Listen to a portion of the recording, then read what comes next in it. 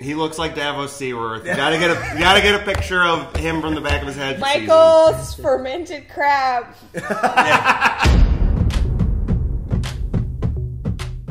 Hey, what's up, everybody? It's Sean. Happy Halloween, and I want you guys to swing on over to that Patreon page that we got. The full unedited discussion. We talk about a bunch of different things that we couldn't even fit into this video. We got a double feature of our So Bad It's Good movie night. Give the channel a little bit of support and get all the exclusive content that no one else in the world gets to see. All right, well, I'll stop jibber-jabbering and let you guys get on with the discussion.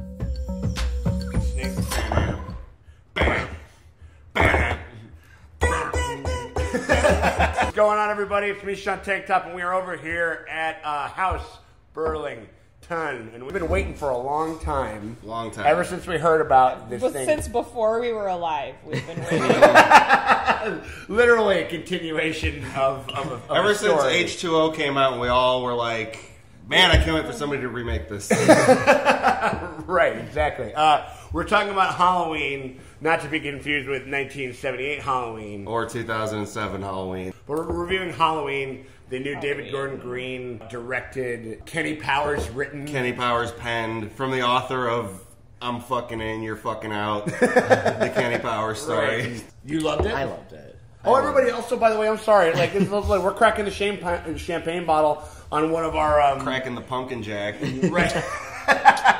We have ourselves Angel, one of our regulars from the RuPaul Drag Race reaction videos. For somebody whose favorite was H2O, there wasn't much. The bar was low. That's The your bar right. was approachable. Yeah. You were impressed by it? You thought it was Oh, low? yeah. Okay. Hell yeah. Big for feminism. There you go. Yeah. Right on. I would say the tour de force that is Jamie Lee Curtis exceeded and met my expectation, and that was really my only expectation going into it. Same if the bar is not set too. I don't want to like shit on it, but No, just be honest. No, dude. This series it had Busta Rhymes saying "trick or treat, motherfucker." Yeah, I mean, that is true. They That one of is the last true. ones that had. One of them had Paul Rudd fighting a cult, so I mean, Which is actually a lot of fun in its own right. But what did you think, Max? okay, yeah. Before getting into specifics, like end all be all review, I would say it has one of the most, if not the most, satisfying, I think, conclusions to any of the entries in the series. And the road to that conclusion is incredibly frustrating. Right. It's got a great third act and a second act. Right. Yeah, I got you. Yeah, I was gonna say. I mean, I think this has been said before, but I think it's very apt comparison that this is the Force Awakens of Halloween movies. That's a fair. You know what I'm analogy. saying? Like, Okay, it's a couple. It's like a young whippersnapper comes in, understands the basics of what made the original work, recreates them to like pretty decent effect. It's a lot funnier than I thought it was going to be. Right, yeah. Which is the same thing with Force Moments. Awakens. It was just like a lot snappier and Quippier, yeah. Yeah. Sure. I think that's a really apt comparison because it's got its problems. It's got a couple of black eyes here and there, but for the most part, it's like a really black eyes. Black eye. a black eye. Black I eye. thought you said black guys, and I was I mean, like, there the one black was two. There were a handful of black guys. The in one it. guy, One the- like a future black guy. Yeah, the yeah. one like cop guy, right? Yeah, the sheriff guy. Yeah. The sheriff, for me, sort of part of my pitfalls with the movie, like, we're getting his characterization and then, like, nothing really pay off with it. Or, like, her Right. boyfriend, who was Bonnie, we like, oh, he's a big dick, whatever. We He's never gonna got, get it, like, but, He's gonna get it, yeah, and then he but just we didn't, disappears. so- It was a really fun horror movie to be in a theater and experience and stuff like that. I think, man, if I had a letter graded, I want to say B plus. Okay. B plus. I think that's fair. Yeah, and I think I got gripes with the marketing of the movie because I feel like the marketing was a little tad bit manipulative because, you know, the trailers are all Jamie Lee, she's back, and that is the focus, and she is the main character. Trailer does not give you any indication that we have like a Simpsons-sized cast of side characters. That's true. Which it does, and so I found not expecting that going in. Whenever we did focus on the side characters and Lori wasn't the focus, I was just kind of like, I didn't know I was getting into this. Okay, you know, like Right. a lot of like just Yeah. there's a lot of like modern-ish comedic dialogue of like, oh, here's two cops in a squad car and they're talking about how to make a PB&J, and it's like, Yeah. Right. The Bon Which I sort of Yeah. was okay with. it's cute, it's fine, Yeah. but it's not what I was sold on. Like I think I said, like after we got out, I was like, having seen the movie, if I were to edit the trailer, I would have saved Laurie's involvement for the very end of the trailer. Sure. Like, just make it look like run-of-the-mill Michael's breaking out, coming back to Haddonfield, blah, blah, blah. Because you got plenty of footage of other people talking about how bad Michael is. Yeah, right. You know, and then, you know, the money shot of the trailer should have been like, and Laurie's back. Well, let's start going through this. So, like, we start up, we have these weird podcasters using this microphone, by the way. Yeah. Like that exact microphone. But like Of all the characters we should have related to, they made Right. them like the weirdest alienist like characters. I yeah, think. like I liked the opening part. I liked the design of it. I thought it was like I remember thinking like they're being like really aggressive with Michael right now. They're like, you feel it, don't you? Look Yeah, at them. yeah. Say something. You know Yeah, what I you mean? want this? Yeah. You want this? You know, like. I have been watching spoofs of podcasts and true crime, like American Vandal, and on Portlandia, they have a thing where the police can either choose to get body cams or get podcasters. So it really, I had trouble even taking them remotely seriously just Sure. because I'm thinking of Portlandia. I close my eyes and try to imagine growing up in a place like this, living with the feeling that I'll never be able to leave. Hicks, you want me to get rid of these guys? I listen to a shit ton of true crime podcasts, and I'm like, these two Brits in this movie are the first on location podcasters. It's just Right. dudes in an office usually, Yeah. like doing the research and then Yeah. reporting the research. Nobody goes out into the world with an orange envelope filled with $3,000, Right. Which would have been like your whole budget right there. Right. For Yeah, a that's what I'm for a saying. Like, podcast. it's like, I mean, like again, like if they're repping that just as like fucking grease money, then they would be using a way better microphone than that. yeah, exactly. And they wouldn't be just talking and driving. How do you edit all those driving noises That's out? a- yeah, What if right. somebody That's a- beeps? yeah. I think they were kind of over enthused in a dark tourist kind of way. So Yeah. I just wanted to see them die as soon as I met them. But totally. that goes into, we'll talk about this later, of what we talked about with two different subplots that I think That could have been and should have been streamlined. and would have worked. Sean, or I whatever think, it hit the is. nail on the head. with Yeah, that one. but like, so they're doing all that stuff. He doesn't turn around. He doesn't say anything. I love that. I love how consistent they were with that. He looks like Davos Seaworth. You gotta get a picture of him from the back of his head. for You the guys video. said the same fucking thing. We said that we both were like, that's Davos Seaworth. right. Like, Yeah. Make the, Or it's Rick Grimes in the current Michael's fermented crab. Right. They set everything up, and then they get things kind of moving from there. The title sequence was lovely. season. Great. Loved it. The Yeah. little like It was a burst. reverse time lapse. Yeah. Reverse yeah. time lapse. That That's was how like, I felt healing from my hangover this past weekend. Just a pumpkin slowly coming back to life. right. That I was mean, me. it was That one was of those things where I was like, that's cute and it's simple, and that's like a bit that somebody would have done in the 70s. Yeah. You know what I mean? And Yeah. It's very simple, very kind of like. And of the three movies that do that exact title sequence, because it's only really, I believe, 1, 2, and this one that have the. I like that they all stand on their own, because like 2 has the cool one with the skull coming out. yeah, it opens up and his skull's there. Yeah, so I'm like, cool. I'm glad you're not just replicating what's come before. You're Exactly. trying to do A something. little new. twist on it. Yeah, yeah. It almost seems like shit that should have been like Halloween's like Bond theme, where they do like a different take. Pumpkin gag. A Yeah. different Carpenter family member. Right. And I could be reading too much into this, but I also thought like it was representing the end of like all the Halloweens, and it's like it's going back in time. Like none of those matter bringing it back. anymore. We're Force Yeah, it's like- Awakens in Yeah. here. The bus crashed. Mom, what bus crash? Michael escaped. Going from that, we're meeting all the Strohs. We're meeting Laurie's people. And This is stuff the like meat that. and We're getting- potatoes of the movie. Yeah, this is where the movie really excels, I think, where we kind of get this really hard, cold, like vision of Laurie, Yeah. which I thought was really cool.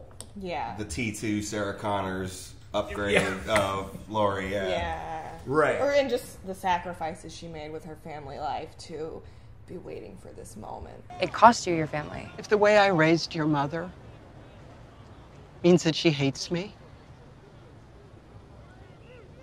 but that she's prepared for the horrors of this world, then I can live with that. You know, there's a basement where I had nightmares of. I had to learn how to shoot when I was 8 years old, and like all this. Like I liked the backstory that they set up with everybody, and how people are just trying to get over this trauma that, you know, if it affects a matriarch, then it affects everybody. This is the trickle down effect of it. And I actually, because I like the kind of slinky effect of like, and Judy Greer really like surprised me in this movie because she's always like, she's the Dee Wallace of the fucking of this era because she's been like a mom in every movie now. Yeah, she's played a lot of like moms. I think this is the first like house mom wife that she's played that isn't divorced. Like Jurassic World getting a divorce, Ant-Man freshly divorced, about to remarry. Right. You know, she's always she's in a happy relationship to a guy with peanut butter on his Judy, and she was, I think, playing that for a lot of this movie until the end, and then she kind of gets the fucking. I've been calling her like the Rodman of the trio. Yeah. If the three Strode girls are like the '96 Bulls. Great comparison. She really, obviously Laurie's MJ, and like she really like. That part at the end where she fakes out Michael. Yeah, I was like, because you think like, oh, I've rejected my mom's teachings. I've rejected, and then like it's all there. No, it's like riding the bike. You know, they're ingrained in her. I was gonna say, do you think on set all the time people are annoying her? Like, just say it one time, like, this is the last time you'll see these, Michael. Up here, Michael. Up here. But take a good look, because it's the last time. What do you think of how do you think they handled all the kids in this movie? Because you got to have a bevy of kids to like. What do you think, Angel? I'll say it once and I'll say it again. That kid just wanted to dance, and I'm so sad. That was a really great opening scene. I love that fucking opening scene because it gave us just a tiny bit of backstory. Yeah, just a little bit. Like all these people are on their own Halloween movie, and we kind of step into it for like a little bit. Like, it's like, Dad, I just want to dance. It's just really important to me and stuff like that. And then they get out. And that was like the first time where it was like they're demonstrating the kind of like scares that they're going for with the movie. And they were good, man. Like it was patient, it was good. And also I love the fact that like this kid's a dancer, but he's also from shitfuck Illinois. And all those kids got a hunting know how to handle a fucking hunting rifle. He was definitely, I thought it was good. He was the most Danny McBride of the side characters. Like I don't know. He's like, I just want to dance, Dad. Like, I don't know why it reminded me of Pineapple Express. I can see that. When the kid is like, I'm on the phone, Dad. I'm trying to talk to bitches. Like, you build sympathy toward that kid because we also got to reestablish how evil Michael is. How savage. Yeah. He's been away for 40 years. Does he still got it in him? Like, no, this is Michael the dog killer. Yeah. Upgrading to Michael the kid killer. What is Michael's age limit, though? Because there was that one baby he didn't kill, and he didn't kill the kid who was getting babysat. I noticed that, too. Okay. I got theories. But he killed Dancing Kid. He's like age 12 and under. Homophobe. Well, no, right. No, I mean, Michael's a homophobe.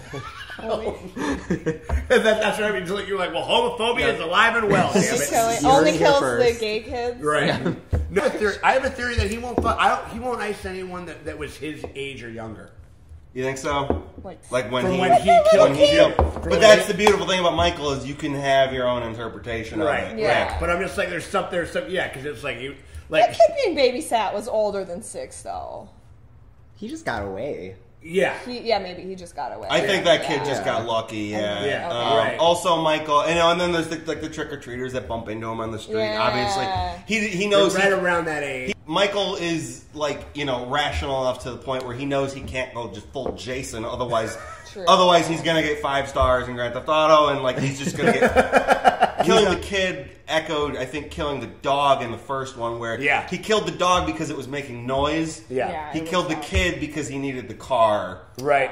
The baby wasn't really a threat to him, so... Yeah. Podcasters get iced, and this is kind of like... which is in the trailer. Yeah, it's in the trailer, and I kind of wish that they would have kept that because that is just the teeth and everything. Yeah, knowing that was coming made it less. Yeah, there's a lot of stuff they should I have feel like withheld from the trailer. Also, fucking, if I'm a mechanic in Haddonfield around Halloween, I'm the one that's quick getting my We're talking about that. The mechanics in the area. He always gets them. They should. I want to see as long as we had so much side characters, we should have had a side. We'll find out that like the mechanics union in Haddonfield. Like we believe you, Laurie Strode. We stand with you because every time he breaks out, he comes for one of us first. Yeah, right. Because he needs our jumpsuits. We're switching to hot orange, like neon uniforms after this shit. Just that and booty, like Haddonfield's like and the roller skates. Yeah, dude. And safety whistles. So like if you see it, Michael whistles. So they all look like him. Heather Graham and Boogie Nights. And then Michael's back, and he's doing what he does best. That first lady he kills, her house is decorated so beautifully. Like I want to live there. I was sort of like post Michael. The lady who got the hammer. True. Or no, after, because her house is for sale, right? How far away is Haddonfield? Let's Zillow this shit. And then we kind of get, and then the movie is like we're in a Halloween movie. And I thought it was a fairly fucking good Halloween movie. I liked all those like long takes. There's a great scene where I joked that like the only movie they let Michael watch in the asylum was Children of Men, because that was a great shot of just him going. He went to the two houses and we just followed him. I wanted it to go on longer. I wanted him to take out the whole fucking block. I wanted him. In fact, I wanted him to like. Maybe even like answer the door when he just wipes out a whole house and then trick or treaters ring the doorbell. Like, walks past them or something. And then he maybe he'll open the door for him and then he just like walks past them. Right. And then the kids are like, "What's going on? Where's the candy?" But like the camera's still there, so we're just following Michael. And then like you just see the kids go in, like peek their head in the house and just hear him fucking screaming or whatever. Right. But Michael's just walking away or something. Right. I wanted him to his body count was pretty high in this. Yeah. Which is a weird juxtaposition to make when you wipe out the sequels because you just like it's like you had a lot of time to make up for it. It's like it's like getting rid of Barry Bonds' home run record because he was juicing. And then we get to the part, the one blemish, the one big problem that I have with the movie was with the part where the movie took a shit. The part where the movie just like I gotta take a shit. Like can't hold it anymore. Got a shit. And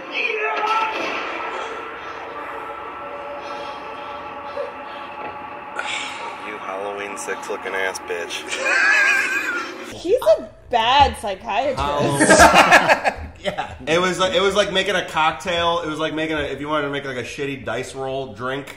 Yeah, it's like 1 part Halloween 6, 2 parts Rob Zombie's Halloween 2. Yeah, stir. That's that scene. Yeah, I mean, I don't know. My mouth was agape. Like I was fucking angry. It wasn't I think it was just weird that they showed the doctor there first because you see him opening the knife, so it's not a surprise that he's going to turn around and kill the sheriff. So I'm like, what's the point of hiding this the whole time? Yeah, like you said, I think you said like he should have let the sheriff or deputy or whatever, he should have let him go first. Yeah. And then like check Michael's pulse or whatever, and then from behind something, as opposed to showing us the knife. They should have cut to like his face too, going like a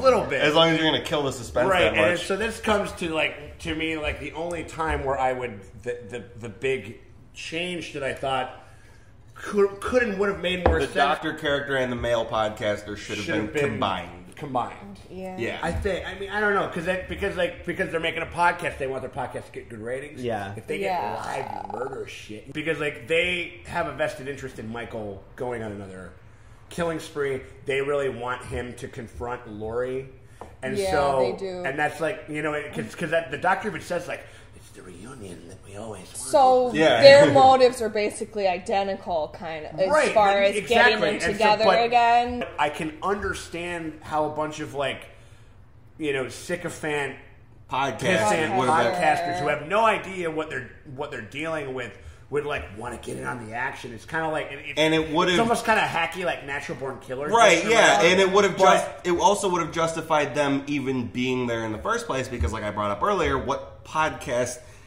goes on location. Right. You know? Yeah. And it was the first clue we had that the story we were telling was actually interesting. Was it you that said that, like, you know, in this, like, version where we streamline the two characters, like, Michael, you know, kills his girlfriend in the bathroom with the teeth, but instead he just, like records it? Like, remember, because remember... instead of trying to stop it, he just, like, records he's going it. after her. He realizes what's going down. He busts in. Yeah. And he just, like... And that would be a chilling moment where he just, like... She's like in the corner and she sees him like, help me, and he just lets it happen.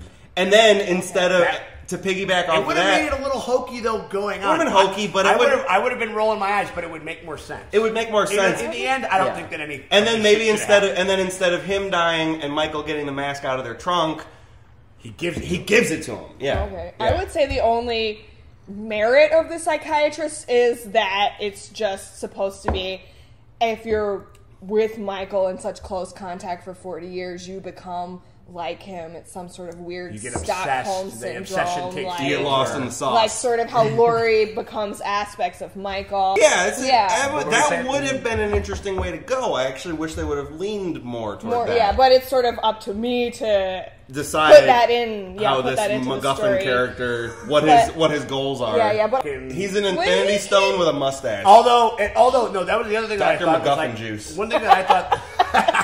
When I saw him wearing the mask, though, Right. Was fucking stupid. Like, and then again, so this is what it feels like, and it's just like, fuck you, dude. Like that was like again, I hate everything about this thing. And then all of a sudden, it was like Danny McBride was just like, well, you know, I don't know, man. This thing's pretty fucking stupid. I think we should just get rid of it. And then like within 2 minutes, they like literally filmed the editor's notes.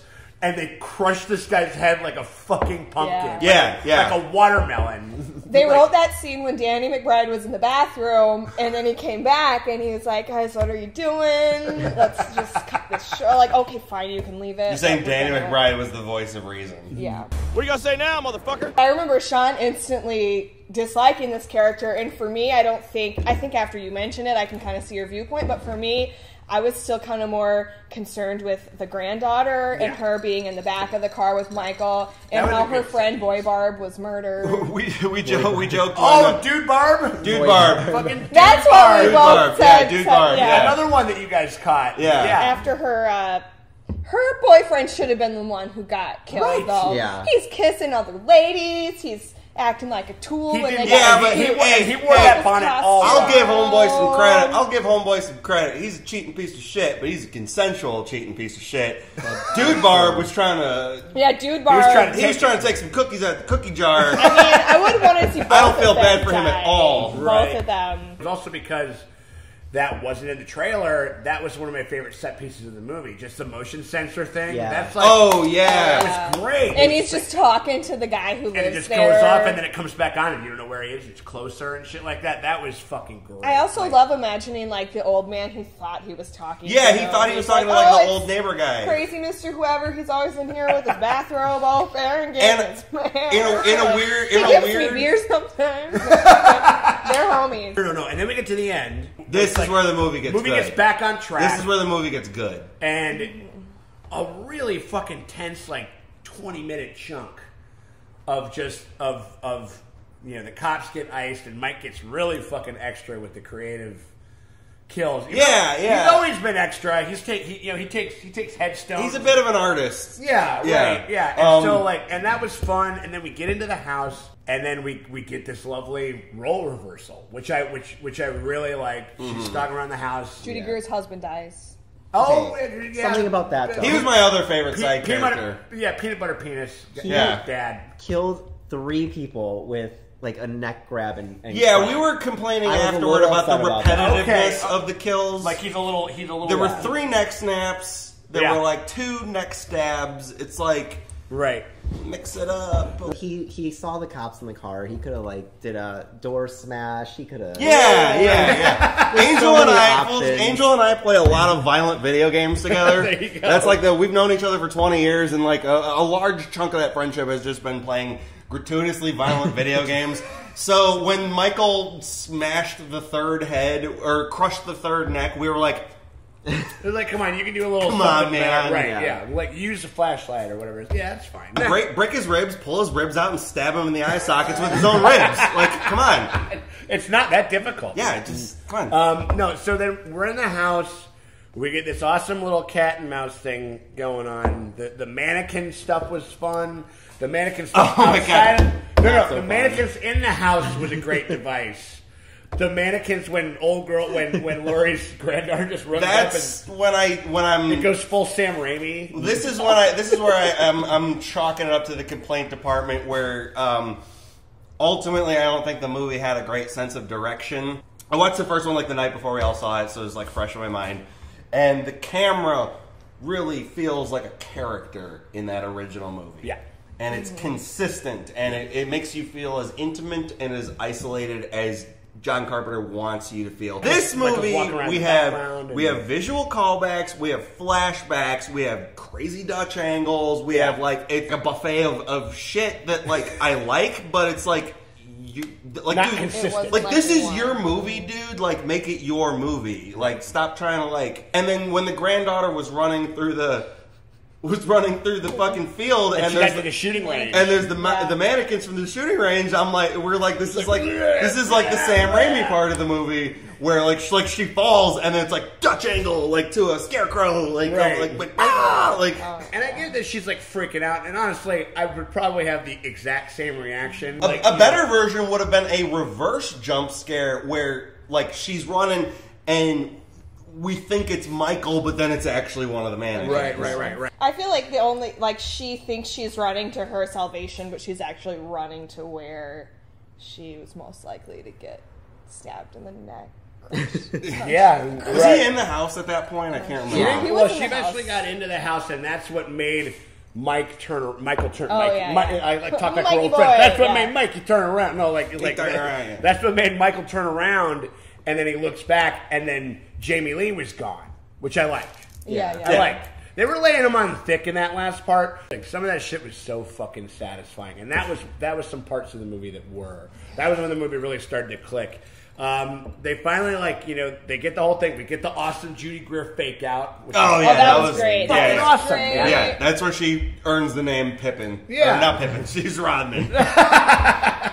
The granddaughter's Pippin, right? The granddaughter's Pippin. Yeah. Granddaughter's Pippin, right. We get, we had this pretty well staged, ending, and then we get Michael, and then it goes full Saw. It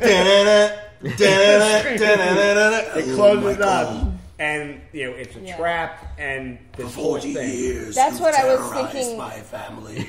Now it is time for you. Yeah, she should have had the pre-recorded. But honestly, it was very Saw-ish. The way that the camera was a character in the original, the house was a character. A little bit. But it was really more of an extension of Laurie and just the fact that she had gone to these hardships her whole life. And we had a Tremors moment when she brings her daughter and son-in-law into the house and she's got the rifle rack. It's like, broke into the wrong goddamn rec room, didn't you? Broke into the wrong goddamn rec room, didn't you, you bastard? That did remind me. Yeah, I wanted a graboid to just bust through the wall. They get him in there, and then he just sits up, and he's just looking up at them through the gates. And this is the only other editorial thing that I think I could put on there. They made this house to trap him in here, to burn him alive, to totally destroy him, right? And I'm thinking, and they kind of even started to do it. The flames roll up behind him and stuff like that. And we keep fucking, they keep harping on this whole, he won't say anything, he doesn't move, he doesn't do shit, he doesn't react. And you just go into, a close-up of her eyes and then Michael's eyes, and you see the flames start to melt the thing, and he's just getting taken by the fire, but he's not moving. He's not moving. And that would be one way where you could kind of still give the audience one last chill, even though we are killing Michael. And finally, what we got instead was classic sequel bait. That's what I'm saying. He's not there. He is not dead. This one, he's absolutely not dead. If this one is successful enough, it already is. It broke close to 100 mil after the first weekend. and that's why that shot exists. Yeah. There's a wide shot of you see the entire basement on fire. There's nobody in there. Right. That is to establish the fact that if this makes money, we're coming back. Well, and I think also to put the granddaughter sort of in Laurie's shoes because she has the knife, doesn't she? She has the knife. The power. They castrated Michael, and she has his wang now. All right. Here's an idea off the top of my head. Here's my idea of how you follow this one up. And I'm not saying this is a good idea. But it's a marketable idea. Okay. How this movie was like the anti-sequel sequel. Alright, you follow this up with like the ultimate sequel where like Judy Greer and the granddaughter, you know, they're at a new house or whatever, they hear a doorbell ring. Who's at the front door? Josh Hartnett and Danielle Harris. And they're both like, no, your grandmother is crazier than you think because she had 3 other families. Right, yeah, right. No, they said that she had other, She was married before. She was married before. Yeah, so I feel like... Josh Hartnett, you know, Pearl Harbor's running around somewhere. You know, yeah, screw Josh Hartnett. Let's get Danielle Harris back in there too, and have this be the Infinity War. The Infinity War of the Halloween movies. And the only way the way you ultimately kill Michael is you trick him into putting on a fucking silver shamrock mask. And then the fucking timer goes off and his head just gets caved in. His head gets caved in. Like worms and cockroaches and snakes coming out. Yeah. Yeah, okay. You heard it here first. Hey, David Blum, we're here. We're clearly not that busy. It's a movie really about what happens to somebody when you're 17 years old and you have this horrible trauma perpetrated on you. I would like to hearken as the lady on this panel of just the way we're experiencing like female trauma and the way that this movie kind of plays into our current climate. It was just like kind of just like almost cathartic to watch her like burn him, even though he might secretly not be. Right. And then, not that it's a feminist movie, but the end of Texas Chainsaw Massacre, the original, when she's getting away. Which this ending kind of visually it really, like, I instantly thought, and maybe because I've seen that movie quite recently again, but that to me, and it was sort of, I had my, like, girl power moment. That's just, and that was very important, too. Yeah. That was a huge, like, in almost every fucking interview that she's given about this movie. That is it really did play into it. Right, and but it's done like effectively and with like it's done right. That's the part of the movie that is done right. They nail. Yeah, there's definitely no part of that I think is a detractor of the movie. Right. Dude, also every complaint I have about this movie is basically boils down to just evil doctor like Michael. Talking about like just like the right ways to watch this movie because of course I mean it feels a little perfect. Like it's just this movie's out, it's Halloween, and it's a good time to fucking. The fact that it exists when it exists. Yeah, exactly. Is where it needs to be. But then also, we all went down to the Cascade. Good old Cascade. Down off of North Avenue near West Chicago. In West Chicago, right by Scooby's. Right by Scooby's. Darn Scooby's. Ever fucking bring food from Scooby's into that theater? That was one. Okay, so we'll go into that. But that was just like I saw the website. Yeah. I will say this: the movie did well enough, and the movie gave me enough of that Halloween juice. Mm-hmm. Like it gave me enough of the good stuff. Till like when we were watching that in that drive-in. The way that we were doing it, I was just like, this is fucking, like, you know what I mean? You know, this is really great. I'm thinking a solid recommend for me. I think B plus is like kind of right where this movie sits. B plus, A minus, kind of depending on my mood or whatever. Depending on what fucking stupid doctor bullshit I'm willing to forgive. Right. You know what I mean? Fair. But I think that when the movie hits, it hits, and it gives me that good feeling, and it's got the right stuff. It's got all the right stuff in it, and when it needs to stick the landing, it does so. And so that was B. What do you think, Angel? I really loved it. I'm here for it. I've been telling people about it. There was, like I said, Halloween H2O was my favorite, and there was a nice, really good homage to it. I felt like the bathroom scene was Halloween H2O's bathroom scene. Yeah, you're right. Yeah. Michael needed the keys. Yeah. He went in there and there's a little girl and he took the keys and left them alone. Right. This time he's like, I need the mask. He needs the mask. Yeah. I'm not going to leave you alone though. I learned my lesson. You guys are dead. Right. Okay, I can feel that. So I like that. Just boosted it all the way up. Jamie Lee Curtis. Mm-hmm. Love Scream Queens. Go watch Scream Queens. Activia. Oh, that was cheap. You have to do a shot now. Remember the game? Oh, no. We met. Yeah, Angel died. He didn't even know about the game. No, we didn't tell you. We made a secret game. Whoever mentions Activia first has to do a shot. Oh, shit. But anywho, I just love like a good like female redemption. She gets to process her trauma. She gets to have grief, but also be a fucking badass. And this bitch still looks flaming bell bottoms. Oh yeah. Oh, Candy Z, you're my girl, dude. Yeah, she's rocking the boot cut, which is like my whole life. What do you got, Max? Everyone agrees Carpenter's is the best. When you get to like your second favorite, this is where I get a little weird and say for me it's a revolving door. Depends on how you're feeling.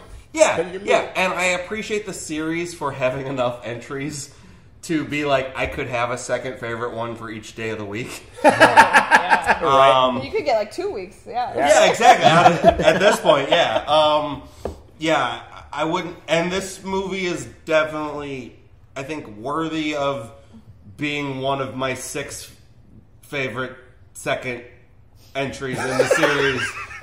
Yeah.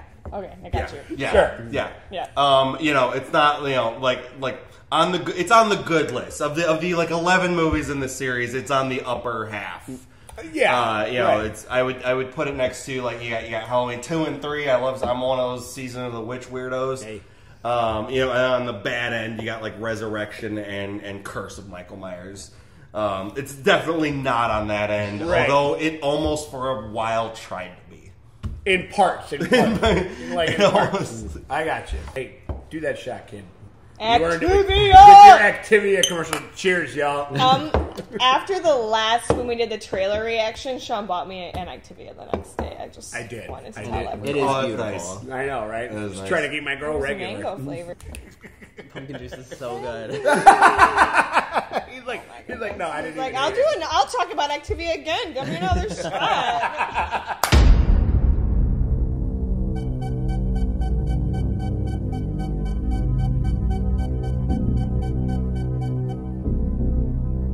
One of the scare actors at Universal called me fucking Grizzly Adams. That was like a good one. We should just have like a headshot of Angel for the thumbnail of this video. So bring him in. All the Drag Race fans watch it. Yeah, they'll be all over it.